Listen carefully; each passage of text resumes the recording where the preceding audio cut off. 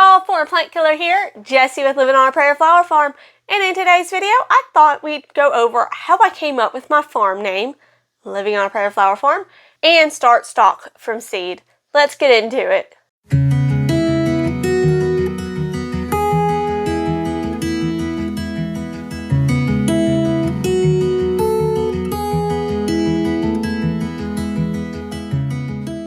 If I look like a hot mess right now, it's because I've been outside. It's October 10th, and even though I'm sure it's cooler up north, right now it's like 80, 90s. Outside it's horrendously hot and humid. However, fall is coming. Next week is finally supposed to be in the 50s and 60s. Oh, it'll be so nice. I can't wait. I'm so ready for cool weather. But today we're going to talk about how I came up with my farm name, and we're going to start some seeds. So we're going to be starting stock. And I've got a few varieties. I've got Cat's Ruby, Iron Rose, Cat's Formula Mix, Stock Iron Purple, Iron Pink, Iron Blue, Iron Apricot, Vintage Brown. And those are all from Johnny Select Seeds. And then from Geo Seed, I have Canito White and Anytime Mix. I fell in love with stock last year when I grew my short plants, but they still bloomed. It was the first time I was able to successfully grow stock because I had no idea they were a cool season plant. And I was trying to start them in, June here in Louisiana. Oh no. Stock, in case you didn't know, is a cool season annual. You need to start that mess in the fall or very early spring. She needs it to be around 50 degrees before she'll bloom. A lot of information's on the Johnny's website. I'll put a link in the description below. If you'd like to check it out, it goes more into depth all about stock. So last year my plants were short, but they bloomed. It's great. So I figured let's go ahead and give it a try. Maybe this year I can get taller plants like I'm supposed to. I'm also starting the seed way earlier than I did last year. Last year I didn't realize it was a cool season. I did not realize it was a cool season flower till January or late December. So it's October 10th now. So I got time. Got time to get it out there, and hopefully it'll be established and it'll be beautiful. And oh my gosh, it smells so good. It smells amazing. Now, if you're interested in a video that goes more in depth about stock, well, that's not this video. I'll tell you a little bit about it as far as what the directions say on the seed packet, but I'm also working on a stock video where I take it from seed to transplant to harvest. So you probably won't see that until spring, but I'm working on it. This is just a fun video for all of y'all, just to kind of let me get some stock started. We'll chat, talk about coming up with the farm name, and have some fun. So I really need to decide first what all I'm going to plant.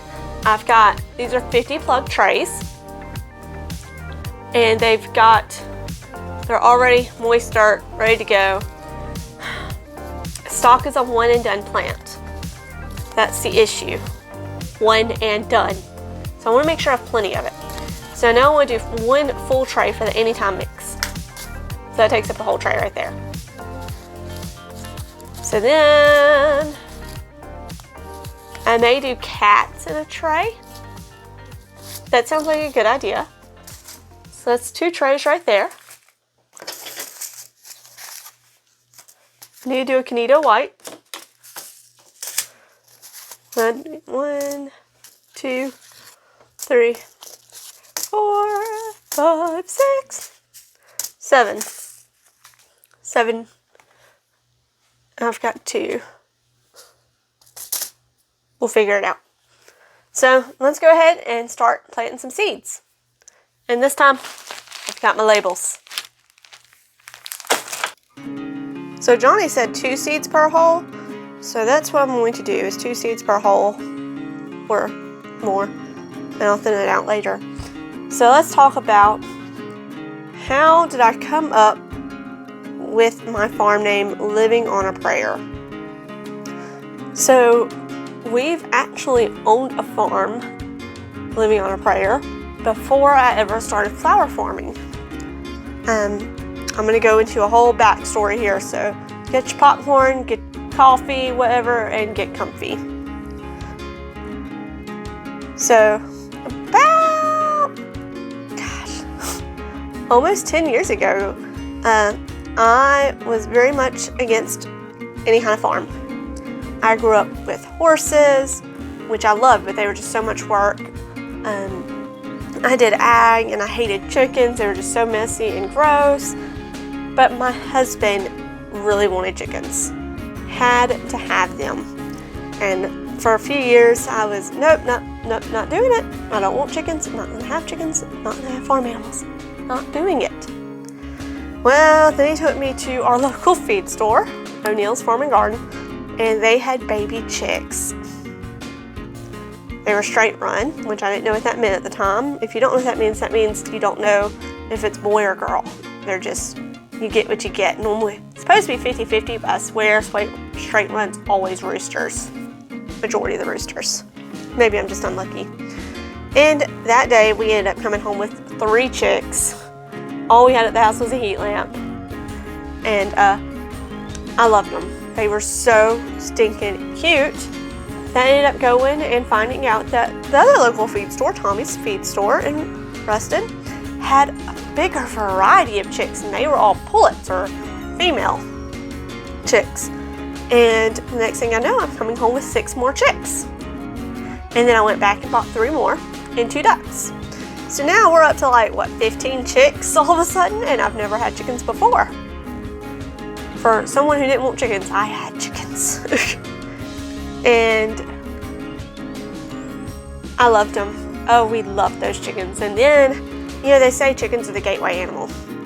My husband wanted goats. He wanted dairy goats. We're gonna have our own milk. And I did not want goats either. I was very anti-goat. There were gonna be work, maintenance. I mean, we both had full-time jobs. This isn't gonna work.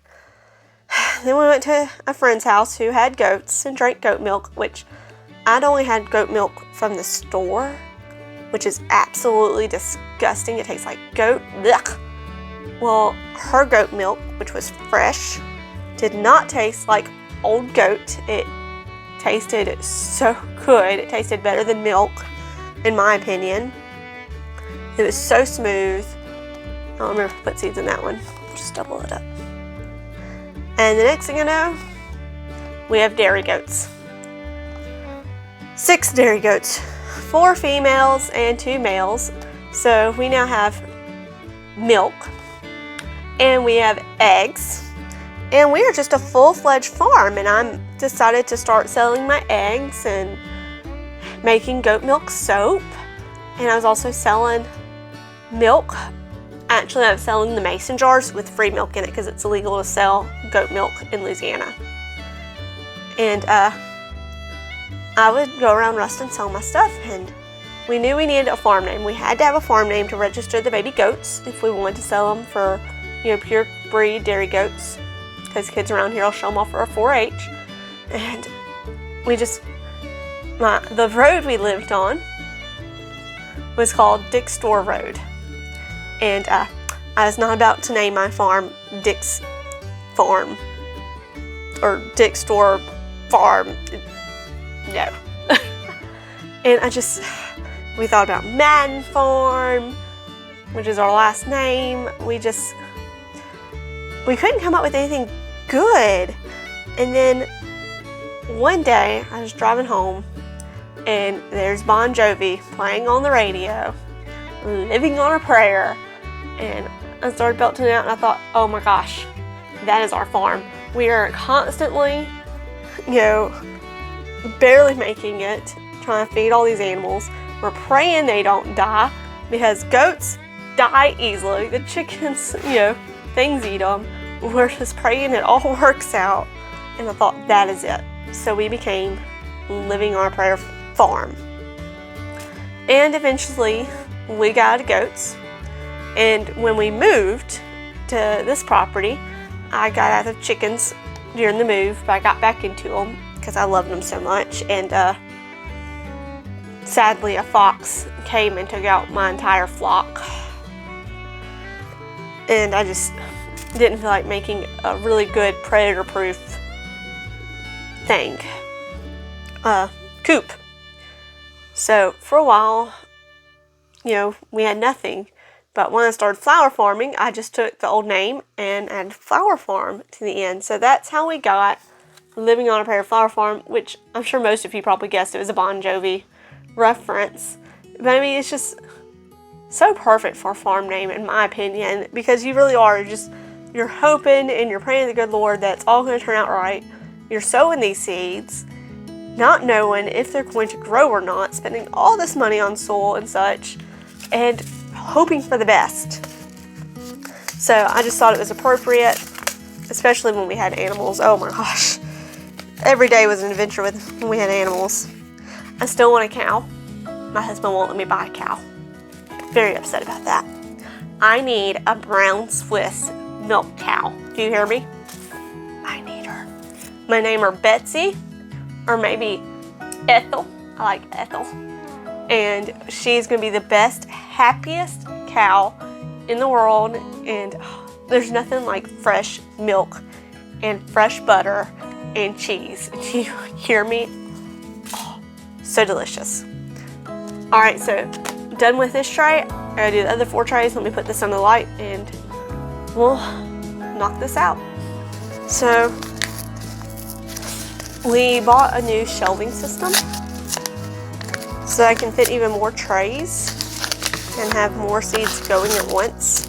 I'm pretty excited about that. Whoop! Too many seeds at once. So I thought I would get a break during fall and winter.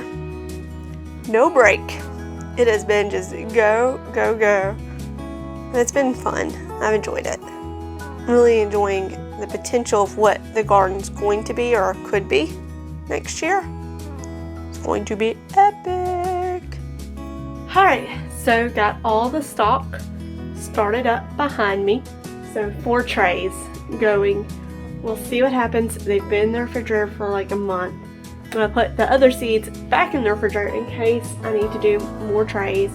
I think I'll start up more maybe in a month from now, because it does say do succession plant them, since it's only 1 plant per seed, or 1 flower per plant rather. You don't get more stock. It's 1 flower and done. So thanks for hanging out with me and hearing about how I came up with my farm name. I'll see you in the next one.